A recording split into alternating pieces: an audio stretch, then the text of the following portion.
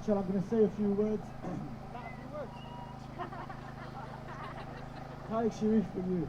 Anyways, my name is Subhaan, and I would like to say thank you all for coming today and raising your voice and creating awareness of Palestine. It is great seeing so many people from so many different backgrounds protesting here in support of Palestine.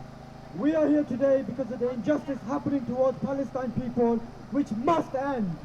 We are here today, and it's our voices and others like us across the globe who will help to raise awareness and apply political pressure to the world leaders. As a citizen of this country, I am ashamed to have such a leadership, such a government who puts the economy before innocent lives. By doing this,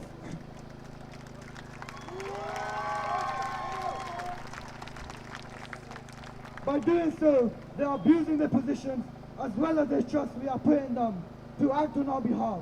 Instead of speaking justice, they are supporting the actions of the Israeli government who constantly breaks the international laws as well as the human rights. Sajid Javid, shame on you!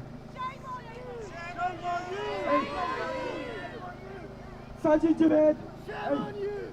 Sajid Javid, a British Muslim political tweeted, Israel has a right to security and duty to defend its people just as much as we do. The new cycle of violence is extremely concerning.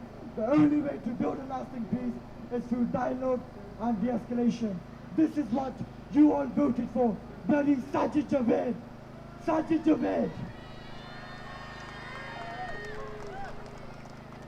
I am truly disgusted and disappointed as Sajid Javid, as a Muslim Bristolian, do not forget that, a Muslim Bristolian politician could say such a thing, abusing his powers, and instead of using his position to quote against the injustice happening, he is normalizing the killings of the civilians.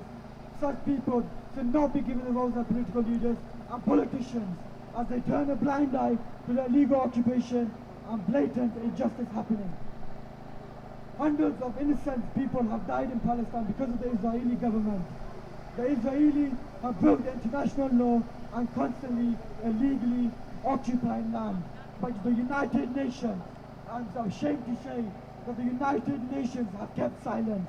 They are turning a blind eye like many other world leaders. Have the people of Israel forgotten that when they had nowhere, absolutely nowhere to go, Palestine let them in? Have they forgotten that? When they had nowhere to go, no place to call home, no support from neighboring countries, Palestine was the only country which opened the doors and allowed them to stay in their country. The Israelis have become what they have once fled from, committing apartheid and actions with the resemblance from what the Nazi has committed. I'm ashamed to say that they are repeating what the Nazis done.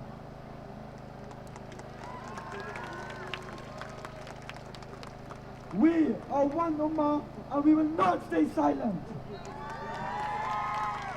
We will speak against injustice. We will speak on behalf of our brothers and sisters suffering in Palestine. The Israelis may have agreed to ceasefire, but this does not mean Palestine is free. I urge you all to continue to raise awareness and stand against injustice. Last thing, I call on world leaders to stand against the injustice and urge Israel to end the illegal occupation of Palestine and give the people of